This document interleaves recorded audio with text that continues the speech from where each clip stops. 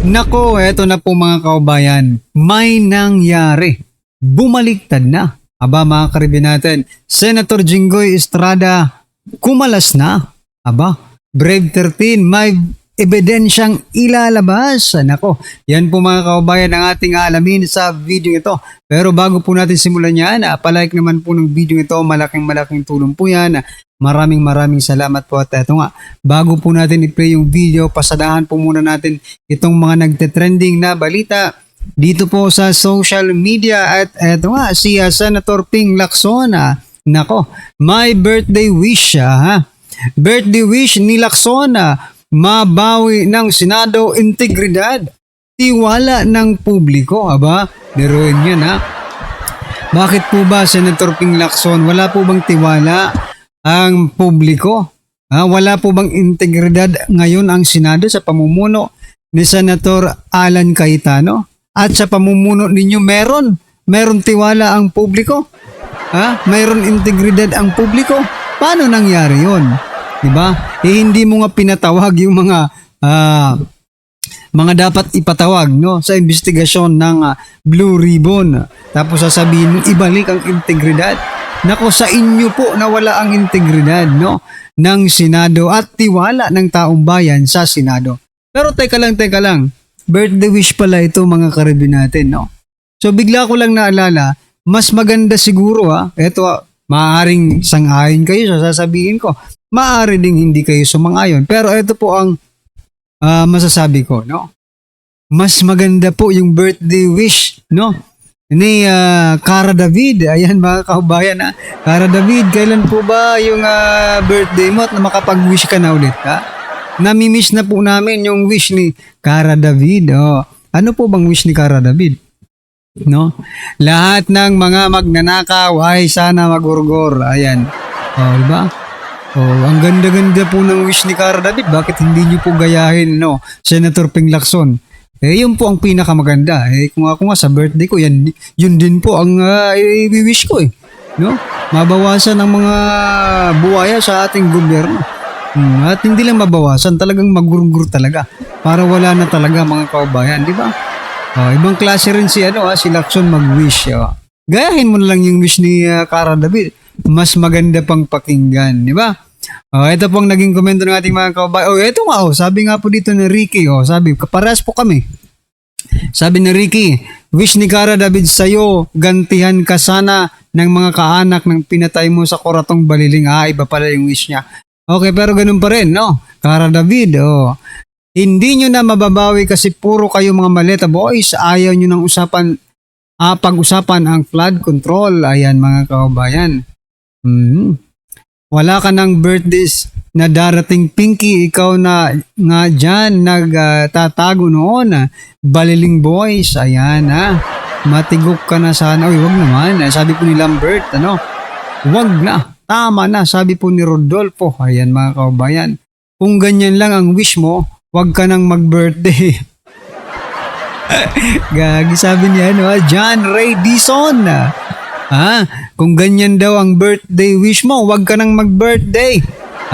Napakababaw ng birthday wish nito, Yung maganda yung kay Cara David, talagang malalim yun, hanggang sa ugatan, di ba? Hanggang sa pinakapuno ng mga kurap o magurgur. Anyway, ano po ang inyong masasabi dyan mga kaubayan sa wish ni Lacson? Just comment down below at eto, pasadahan din po natin to, nako. Ito talagang si NBI matibag mga kaubayan, talagang ayaw magpaawat. Biruin nyo pati po si Kiko Barsaga. NBI maghahain ng ethics complaint laban kay Kiko Barsaga. Nako po, bakit ba balat sibuyas ng nasa gobyerno ngayon? Konting criticize mo, kakasuhan ka agad. Ano ba ito? Pananakot ba ito nila? Pananakot ba ito ng mga nasa posisyon para hindi na sila batikusin? Ano pat nagkaroon po tayo ng demokrasya, di ba? Free speech, And supposed to be, kayo pong mga government officials, kayo po ay kayo ay entitled to be criticized. For the greater good, mga kaubayan. Ay nako, ayaw niyong makriticize? Baka meron po kayong ginagawang, di ba, kababalaghan kaya criticize kayo. Wala namang mag-criticize sa inyo.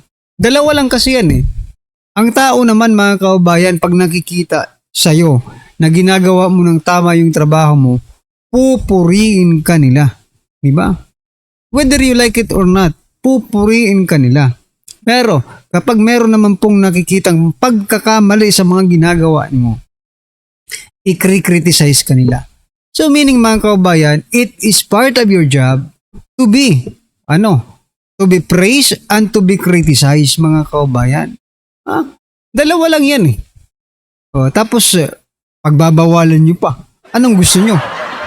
Umuo na lang ang tao. Pumalakpak na lang yung tao sa inyo. Diba? Hindi pwede yun mga kaubayan.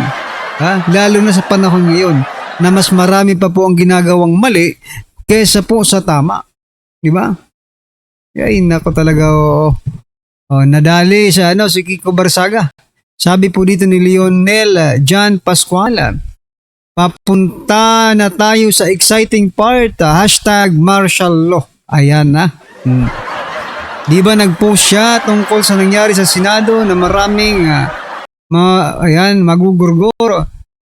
Kaso binura niya. Ayan mga kabayan. Binibira nga kalaban baha. Wala ba tayong mga tuta dyan? Meron. Maraming tuta dyan. Tanggalin ang pusa. Labas people power.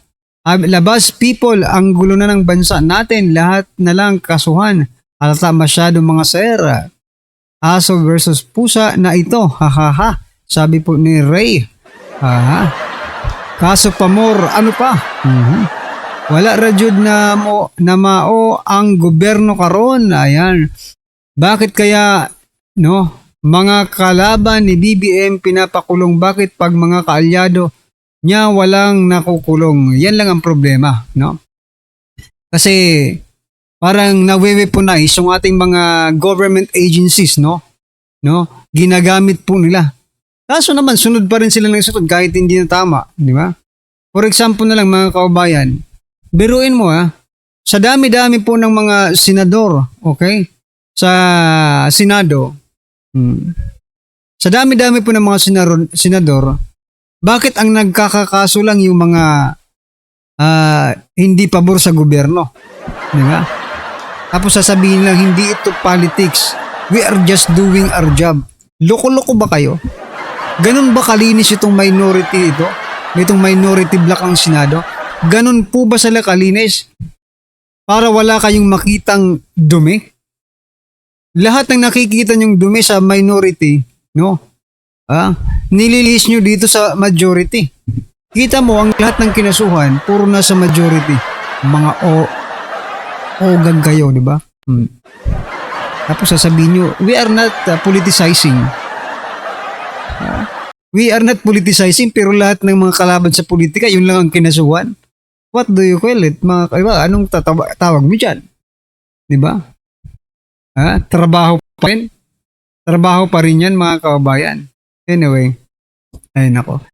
Ano po ang inyong masasabi dyan mga kababayan? Just comment down below. At eto, may nangyari nga ba mga kababayan? At tila bumaligtad na. Opo. Eto, ang post mga kababayan mula po kay Attorney Livy Baligod. Blue Ribbon Committee binawi umano ang investigasyon kay Attorney Baligod at 18 dating sundalo. Natanggap po kahapon ng imbitasyon para sa pagdalo ng Brave 18 sa BRC sa June 4 para sa investigasyon kaugnay sa mali-maletang binakaw na pera sa kaban ng bayan. Ngunit binawi rin ito kagabi. May nangyayari dito